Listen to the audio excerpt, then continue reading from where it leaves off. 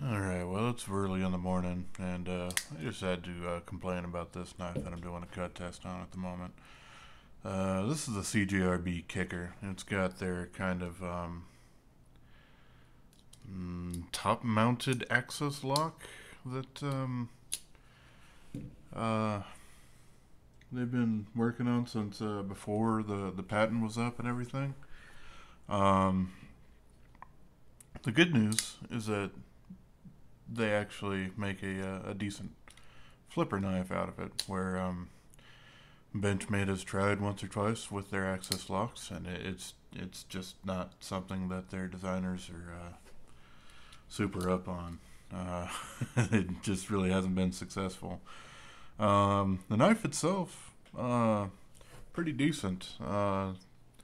This is the gray G10. It's very blue, and that's actually why I bought it. I actually like that color.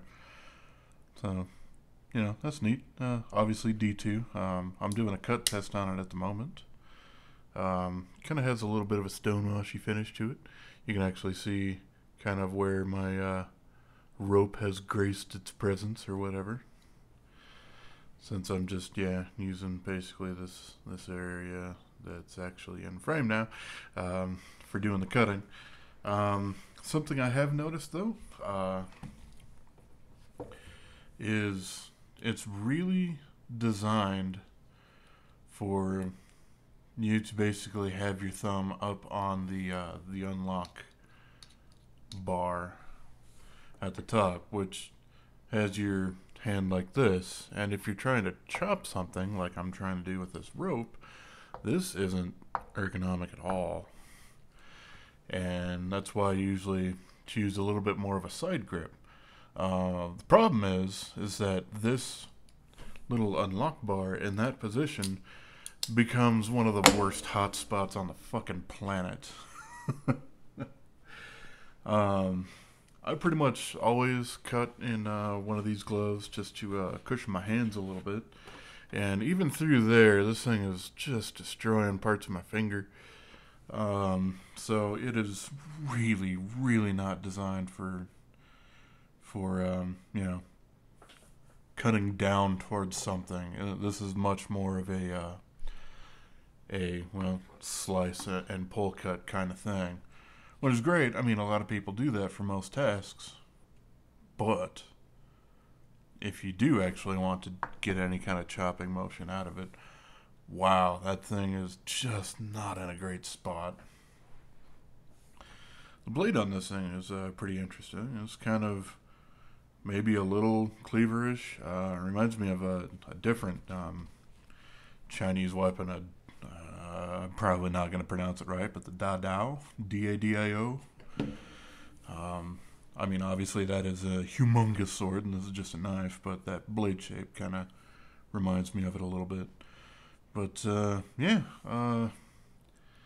I figured I would go ahead and kind of take this guy apart for you a little bit, kind of take a look at this whole design here. And the other thing that really drives me crazy is, man, look at the thickness of those screw caps there. So, like, it's technically deep carry, but up to this point, good luck unless you're wearing, I don't know, your boxers to be able to get it any deeper than that. So there's something to keep in mind. Obviously, they don't do that on all of their knives. Some of the more recent ones, like the Rhea and Feldspar and whatnot, do inset their screws. So they are learning, but this is kind of one of their newer-ish models, so it's not universal. And pardon all the rope fibers there. Like I said, I've been doing the rope cutting tests on it. I'm up to about up to 150 cuts on here, and it's going all right. But yeah, I'll go ahead and take this guy apart. It will probably fall into a whole bunch of pieces, but why not? That's fun, isn't it? At least when you can put it all back together, it's fun.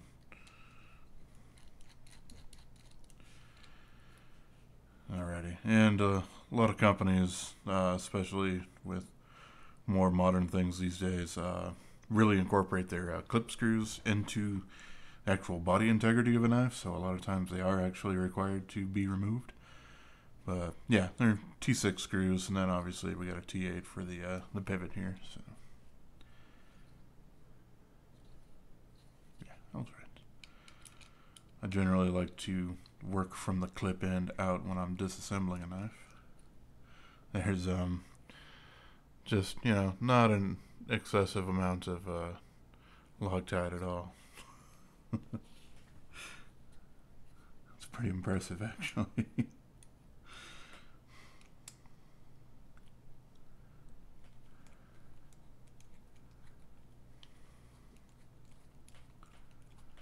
This guy feels like he's spinning on both sides, which he probably is.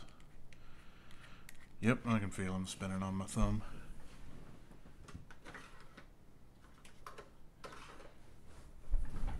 That's why we bust out the whole Gorilla Grip thing. Makes it relatively easy for me to hold the screw in place on one side, so I can start dealing with them on the other. Ta-da! Okay, so there's that. Now I'll go ahead and take the pivot out, because naturally that's going to be next. I do like the little brass accent that they got going on here. I've seen them do that on several of their knives at this point, but I think it looks nice against the blue/gray G10. It is a separate piece, obviously. And since this is an access lock kind of thing, I'm just going to go ahead and shove the pivot out the other side just to save myself some trouble. So, alrighty, yeah, we got the blade out. And you can see it's riding on ceramic bearings. Hooray! And they're inset into the blade, like most of them are. Interesting kind of shape here to be able to get the little flipper tab out there. And I do like that it curls up against this thing, so it's actually pointing up. It's not pointing out, so you're not really smacking into things on your what's the word I'm looking for? Yeah, when it's in your pocket, it's not really smacking into anything. But yeah, so here's the first little thing you notice is, well, there's some free-floating pins, and there's 4 of them that basically hold this thing on. And the only thing that holds them in is the fact that the G10 handle's on it. So there's a little bit of that. Other than that, it's using the exact same Omega springs that pretty much any other kind of access lock kind of knife uses. They're still mounted there, so it's basically an access lock where they've moved the where you actuate it. They moved that away from the actual bar, whereas, you know, on a standard access lock knife, that thing that you actually move is the bar. They've basically added something on top of there, probably to get away from you're touching the actuation bar or something like that part of the patent. Which, I don't know. You can also tell this is a standard what I get on a lot of CJRBs, where the liner's on the inside. You know, obviously most people aren't going to see them, so they don't really care what they look like, so they're all scratched to hell. It's just kind of the way they do things. As I've said in previous videos and whatnot, this is certainly not for the Sebenza lover who takes a jeweler's loop to their knives to make themselves feel happy and everything. This is much more getting shit done kind of knife. And they really Loctite the hell out of these to make sure that things aren't there. Now this guy is spinning, as you can see, but I've already removed the screw from the other side. That's a little annoying.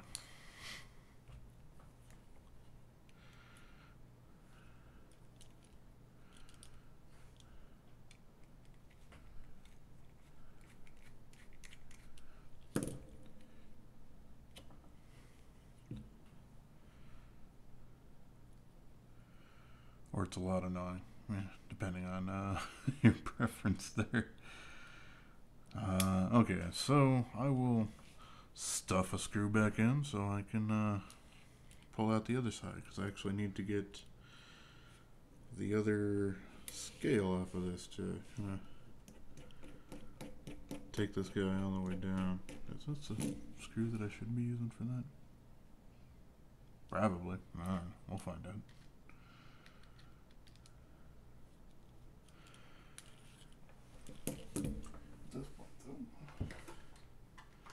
Now, I want to grab another tool. Pull out a little Leatherman kind of guy here, so I can hold on to the screw.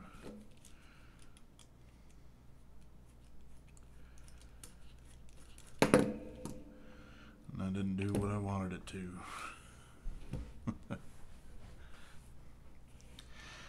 That's the fun of these things from time to time, is just kind of figuring out how the hell to deal with some of the stuff that's kind of, you know, newer technology or proprietary or whatnot.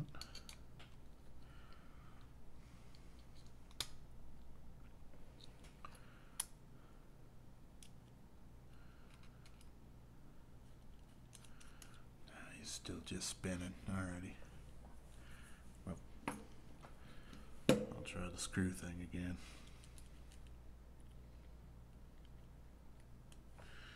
We getting in one way or the other.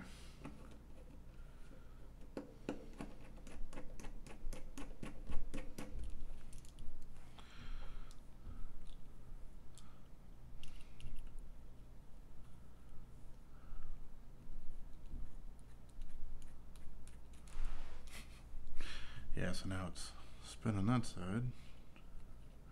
Hooray!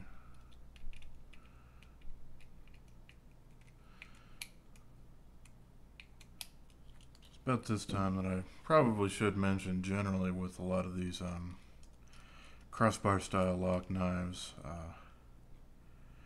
you don't really need to disassemble them, or at least not to this degree.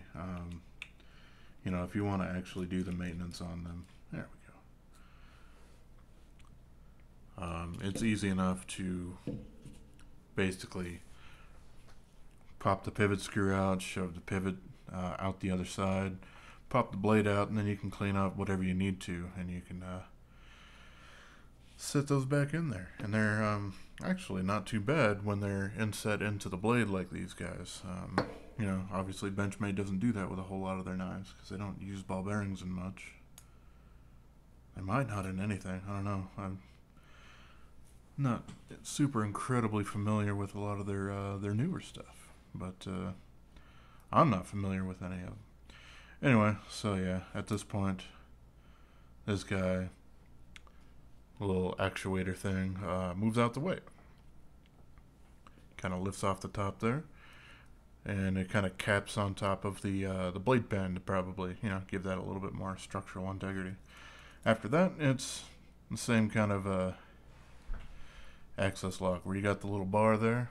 Hopefully that's not too shaky as I hit the table.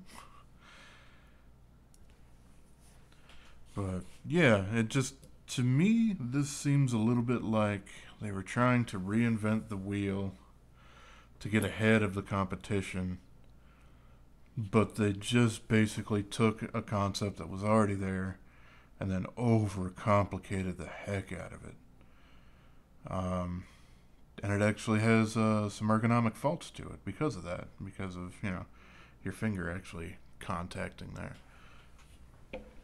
I guess the other thing I'm not super a fan of are these 4 tiny little pins that basically will hold this thing in place when the G10 handles are on there, because then it puts a lot of the structural integrity on G10 rather than actually on steel, where it would be much more secure. So, I don't know. I'm not the biggest fan of it, which means I probably won't pick up the other models that they've come out with this lock. I haven't actually taken a look at the artisan cutlery version. They're kind of more high end, which is a bit different, I've heard. So that might be a little bit better, but in general, yeah, I'm not the super hugest fan of this particular locking mechanism. Alright, well, with that being said, I suppose I can start stuffing this guy back together, huh? Starting with the Omega springs that some people have had problems with in the past. I've never had an Omega spring fail on me. And, I mean, I've had this duder since 2008. No, it's earlier than that. Probably like 2003 or 4. And he's still kicking super strong. I've had some other Benchmades. Some I've given away. One of them I've lost, unfortunately. The one I gave away, I actually do kind of miss. It was another Osborne design. It was a switchback that kind of had a bit of a Warncliffe style blade up in the front, and then it had a 440C slip joint that could come out of the back. It was kind of neat. I looked a little while ago to try and find one to replace it, and whoa! I'm not going to do that anymore. Apparently a lot of other people have thought fondly of it over the years, so...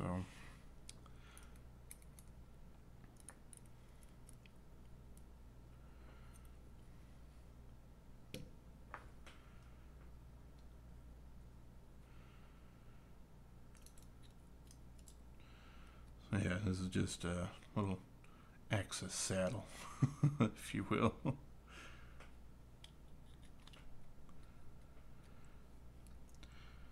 But also because of that, it is basically steel riding on steel, so it's not quite as, and with their, obviously they don't finish things quite as well as some other companies, so it doesn't ride super, super smooth, which is fine. You don't necessarily need everything to be glassy smooth. It's a nice touch when you can get it. But alrighty, so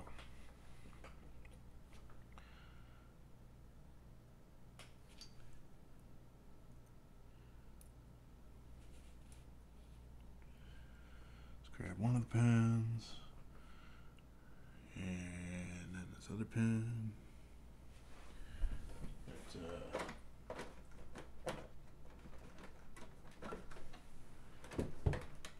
Trying to get me a tool. I've jammed something in my drawer. I got it anyway. It's just a pair of tweezers, nothing super special. There we go. It can make moving super tiny pieces a little bit easier, yeah.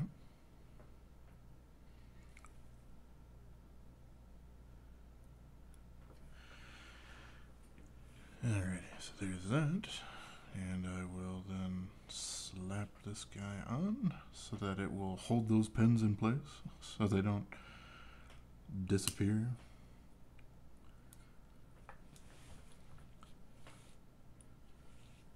Steel screws, that's nice. At least I appreciate it for trying to put things back together. Yeah, I don't need them tight or anything right now. I'm just kind of holding things together.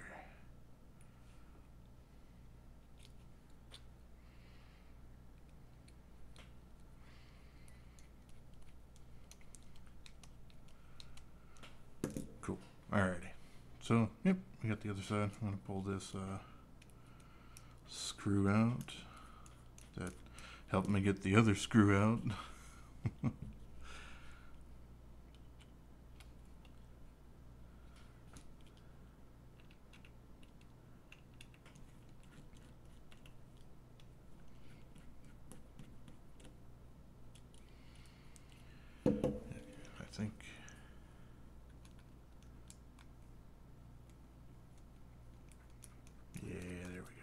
Beautiful. Cool. All right. So now I can slap the other pins in place.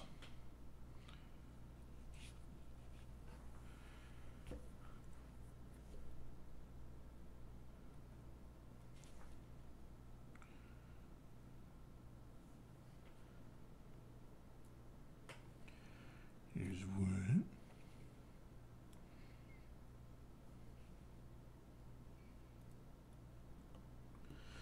Honestly, these pins kind of bother me a little bit more about the construction more than anything else. Like, I realize it's a cheaper way to manufacture that sort of thing. Of, well, the less screws you need, the cheaper the manufacturing is actually going to be. So, like, I get that,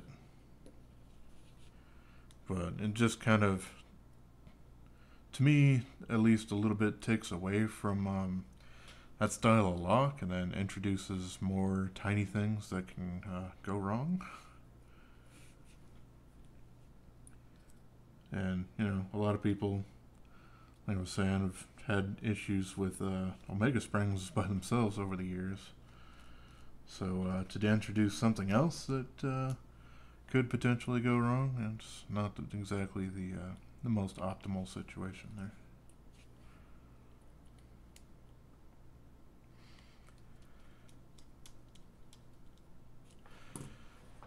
But yeah, what they have done right, obviously, though, is D-shape pivot.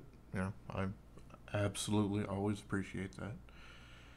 And a little brass accent is technically another piece on there as well, which means that you can actually take this pivot off from either side, which is a little strange,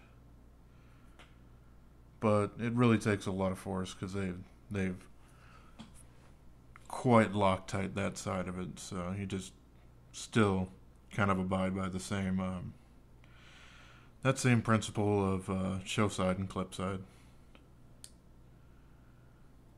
And yeah, the D-shaped pivot technically will face in like that, so you can you know, just turn him around a little bit until he decides that he's wanting to snuggle in there. Should be right around there.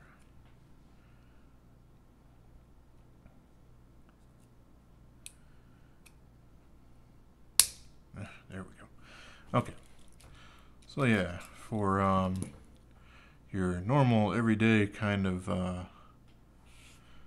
dealings with this guy would be if you wanted to pull the blade out to completely, you know, clean out the pivot and do whatever. You would have it at this point where you've taken the pivot screw off, you've pulled the pivot out of the way, so it's not up there, but it's actually keyed in place. And because this thing has inset bearings, makes it rather easy. You can just slap them on both sides, and then slide the blade all up inside it.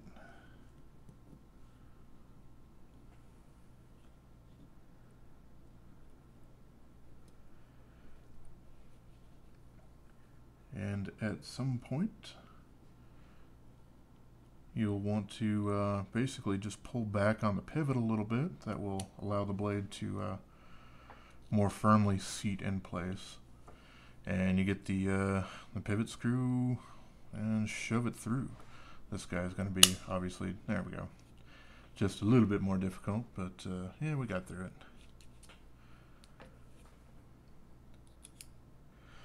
I will say that's neat, and a lot of the more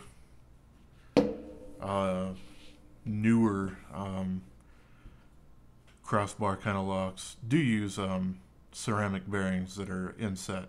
That makes this process a lot easier. Trying to do it on like a Benchmade 940, you end up basically, you'll try and slide the pivot in there, and it's a smaller pivot on there, obviously, but you'll slide it in there, and because you have the washers sit on the outside of the blade, those obviously all have to meet up perfectly, so you do end up a little bit with the, all right, slide the blade in place and then use like a business card to kind of shove the phosphor bronze washers back in place. And so this does make it a little bit easier to reinstall. And I do obviously appreciate that. But, I mean, once you've actually taken apart any of these knives at least a couple of times, almost none of them end up being that much of a problem for you. One I think that a lot of people would probably have the most trouble with, though, is like the Spyderco ball bearing lock. Because this cage is always a little scary to work with the spring tension behind it. I've shown how to deal with that in another video, but yeah, it is a little scarier than most to try to deal with. But once you've done it once and kind of understand a decent process on how to do it, then you're good. You basically have that knowledge. It's just the learning experience that some people get intimidated by, and I'm not gonna lie when I say the first time that I tried to take apart my Manix 2 XL, I was looking for other people's videos on it, and I kind of found some, but almost all of them are for the Manix 2, not the Manix 2 XL. The big difference with those being that the top pivot on the Manix 2 is actually a screw that you can kind of put in and out. On here, it's just the pin on the inside, which makes the reassembly process a heck of a lot different because you can't put leverage on that thing like you could if it was actually anchored in place like you can do on the Manix 2. That's why I decided to put out that video of like, well, here's how you do it on the bigger one because it's different. But anyway, those are kind of my thoughts and whatnot on the CJRB Kicker. The other thing I don't particularly like is that this guy rides loose all the time. So when you're walking around with it in your pocket and you're constantly hearing that, which, I mean, for a lot of people, it's not going to be a problem because I have keys and whatever else in their pocket that's probably already making noise. But for me, kind of annoyed me. I realize it's kind of a more budget option kind of thing, but I mean, in general, it's just, it was reinventing the wheel that didn't really need to be reinvented. So there you go. There's a lot of other companies that waited for the patent to go up on the whole crossbar lock idea, and then tweak things very minorly to kind of improve them a little bit. Like Hogue definitely are doing really good things with that sort of stuff. I wouldn't really put Ganzo in that list because the lock bar knives that they've made were just straight up theft. I mean, they still make them. It is a little unfortunate of that sort of thing, but yeah, it's, you know, when they sell them on Amazon or whatnot, they'll list it as the G-Lock for the Ganzo lock. But they still don't hide it on their official website. And they're like, it's access lock. Fuck it. So you can tell they don't really care. So I can't really lump them in there because they didn't really do anything to change it. They just literally took the idea and just put it in cheaper knives. So there you go. As far as this, the reason why I wanted to do the cut test on this is because it had D2, and I did the cut test on AR RPM 9 from this little tiny guy. And hearing that that steel is supposed to perform a little bit about or a little bit better than D2, I wanted to compare it to D2. And I thought, well, I might as well do it with one from the same company, so they at least have, you know, similar heat treating methods and whatnot. And because of that kicker lock just chewing up my finger in the forceful cutting position there, I